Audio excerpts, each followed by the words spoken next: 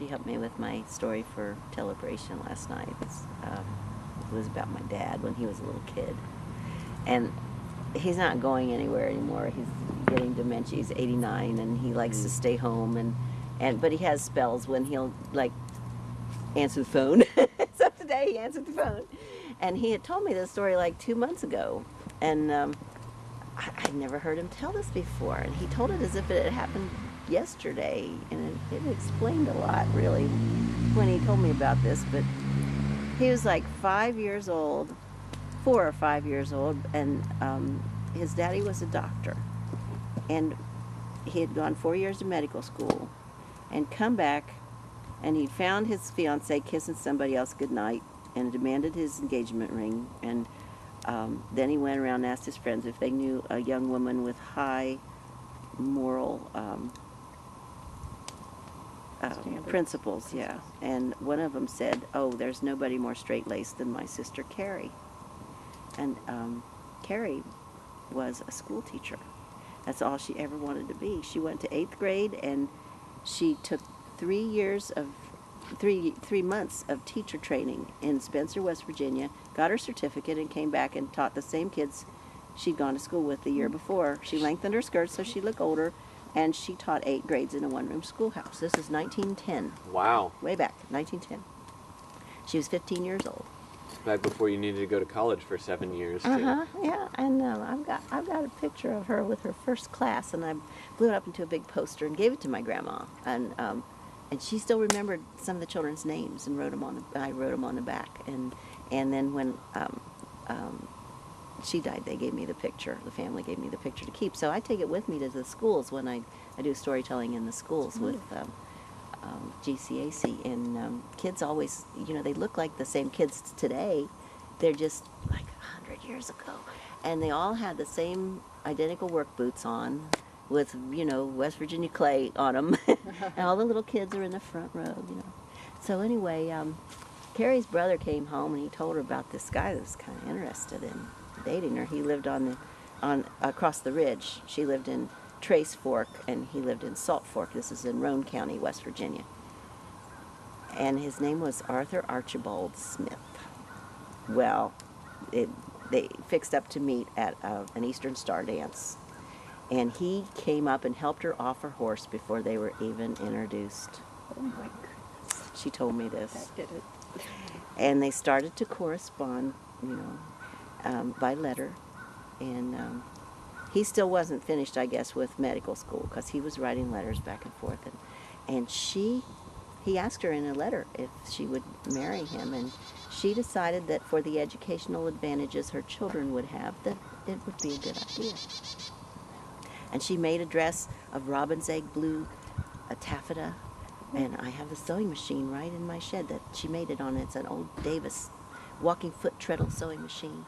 She didn't tell any of her family. She's the youngest of 9 children, and she didn't tell anybody in the family why she was making this dress. She was just making a dress, a pretty blue dress. So he came home, and she asked her friend to go with her her best friend to go with her to Spencer and meet her, and they wound up at the courthouse, and here he came with his friend, and she said her friend just nearly passed out. She just swore an oath, and which my grandma had trouble saying, just like I do, and she just almost fainted dead away, because she never thought that Carrie would ever get married. She just wanted to be a school teacher, and back then you couldn't be married and teach school if you were a woman. Oh wow.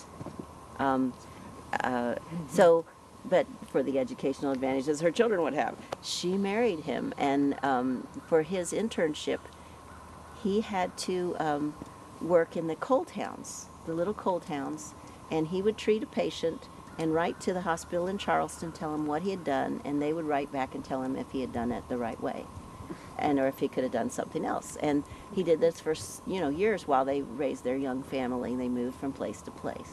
My daddy was born in Mico, West Virginia, and in a log cabin, and he said that is now the site of a RC Coca-Cola bottling company, which I don't know if it's still, the bottling company's even still there now. But the next place they lived was Horse Creek, also known as Ivaton, West Virginia, and that was a coal town. So they had moved there in the spring, and my dad was such a fast runner. He's always been a fast runner. When we first moved here, and he was in his 80s. Well, he's in his 80s now. He was in his late 70s. He looked down the driveway and he said, "I believe this is where they had that Indian run." And he and my little sister used to compete in that Indian run every year. Oh. And so he was always a fast runner. And when he was a little tiny kid, he was even faster. Because you ever watch a little kid, they don't walk anywhere unless somebody, restrains them somehow. They'll jump out of a chair and they'll hit the ground running, and it doesn't matter how far they have to go, just across the room or in the next room or outside or somewhere, they're running as fast as they can go. And he was like that. He went everywhere like that. He was fast, and he loved to run, and he liked to play ball with the boys, and so he fell right into this group of children that was playing all that summer, and he played with those boys, and he was just happy as he could be. Well, one day, and he knew his sister Charlotte had gone off to school, and he wasn't old enough yet. But he ran outside, and there were no boys anywhere, no boys to play with. And he started to just kind of mope around. And he sat on a tire swing, and he dangled his feet in the leaves, and he just thought about, the inequities of life and how things are not fair. And his mother hollered out the door. She said, "Do you have your cap on, Harry?" He said, "No." And she brought it out to him, and it was a gray cap, and he just got it when they were school shopping for his sister. And it was a nice wool, kind of a newsboy hat, and he put it on his head, and he didn't like it because it was just plain gray. And he had seen a boy the day before in Charleston. That would have been 2 days before. This is Monday. And in church, he tried to lose that gray cap, and somebody gave it back to him. They came out of the store, and he saw this boy in Charleston about his age who had the prettiest cap he'd ever seen. And it had splotches of color on it, fall colors, bright red, orange, and some little bit of white and some black, and it was just the most beautiful cap. And my dad still is not interested in fashion, and I don't imagine he was real interested then, but he had said he'd never wanted anything as much as he wanted that cap that other boy had, and he didn't like his gray cap. Didn't know why his mother had to buy him such a plain cap, but he thought about it, and he's on the swing, and she went back in the house. She's doing laundry, and it was Monday. It was wash day. So he's dangling his feet in the leaves, and he kind of dug a hole with his foot, with his shoe, and he stuck his gray cap in there, and he covered it over with the leaves.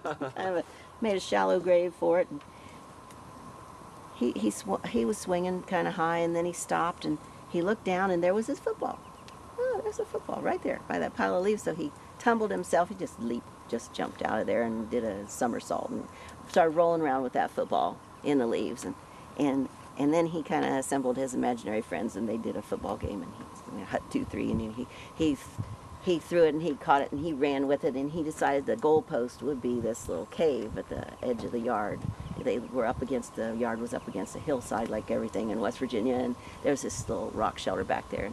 And that was going to be the goalpost. And so he ran up there as fast as he could, and he threw that football, and it went right in the back of that cave.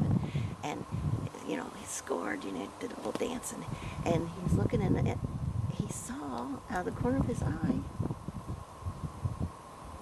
that cap, that same cap that other boy had. It was just like it.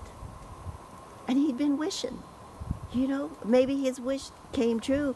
He started to go in there and reach for it, and he heard his mother scream really loud, "Harry, stop," and he just kind of froze, and pretty soon he felt her lift him up in the air, and out of the corner of his eye he saw that hat just kind of move and undulate, and it writhed up, and he saw the beady eyes, and he saw the fangs, and he saw that snake strike right at the air where he'd been the minute before. And his mother said, "Harry, that was a copperhead snake." And she's just squeezing him as hard as she could, and tears are coming out of his eyes, and he's thinking to himself, "I guess I don't want that hat anymore. It has such a dirty trick. It turned into a snake." And then he thought, "And my football's in there." Oh, that's great. But he's always been deathly afraid of snakes. I mean, he still is. We threw a rubber snake on him once while he was asleep, and he ripped it in half with bare hands. Oh my gosh. He said, I was born in West Virginia. He said, don't ever do that again.